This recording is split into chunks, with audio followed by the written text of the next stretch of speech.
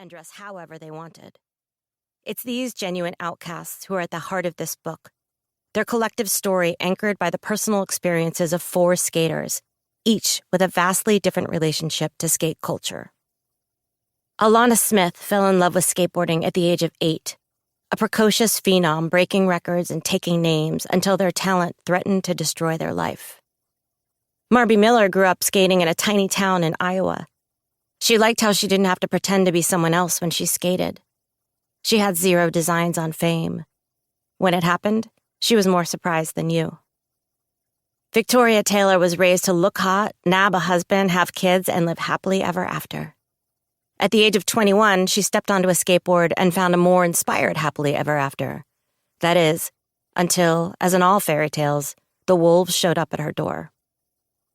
And then there's Vanessa Torres, a real-life rebel teen heroine with a lap full of gold medallions, getting into catfights, crying in secret, misunderstood. All she wanted to do, forever, was skate with her friends. She'd like it if her sponsors liked her, but in 2003, no one in the skate industry knew what to do with a rebel girl. If you're one today, you owe Vanessa a thank you card. But for all their differences, every one of these skaters fell in love with the same thing. A piece of wood with 4 wheels, 2 trucks, some kingpins, nuts, and bolts. They all loved that thing so badly that even when it didn't love them back, they kept returning to it. And that's how they broke the mold. By refusing to slot neatly into a nebulous collection of preordained boxes and instead fighting for their space in the world, which, contrary to popular belief, there's enough of to go around. Most of the stories I was told for this book were corroborated in articles, podcasts, videos, and photographs. And where narratives involved other people, I tried not to put words in their mouths. I didn't speak to anyone's mother or father to get their thoughts. I didn't call siblings or lovers or bosses past or present.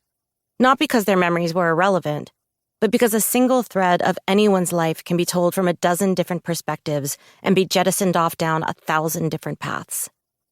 The paths taken in these pages are those of the skaters who walked them. A question I often heard voiced over the past 3+ years was, who gets to tell skateboarding's story?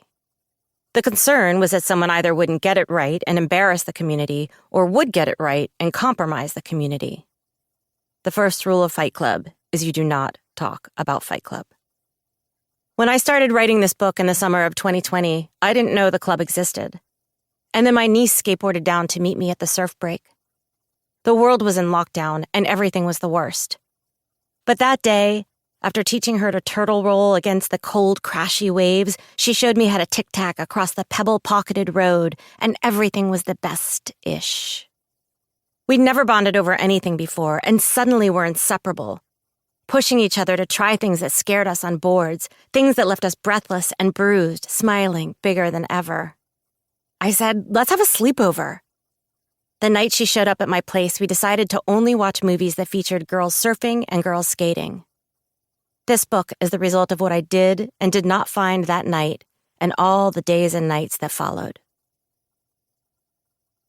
Skateboarding weathered a number of significant changes over the course of this book's creation. Most controversial was the one-time fringe subculture being catapulted onto the world stage as a result of being in the Olympics. In response, a new era of skateboarding sprung up, one too young to know its past, much less the parts that have seldom been told. So before things go any further, and the history of skateboarding is forever cemented in myopia, here are some stories that tell a different tale, and sometimes the same tale from a different perspective with the same rapturous fervor. Often, if you want to write about women in history, you have to distort history to do it or substitute fantasy for facts, said historical novelist Hilary Mantel. This book is meant to avoid future historians having to make shit up.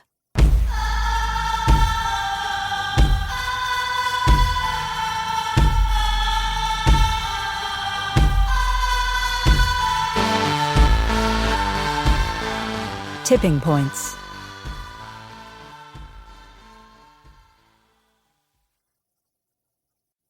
Alana. June 21st, 2021. Los Angeles, California. Olympic Press.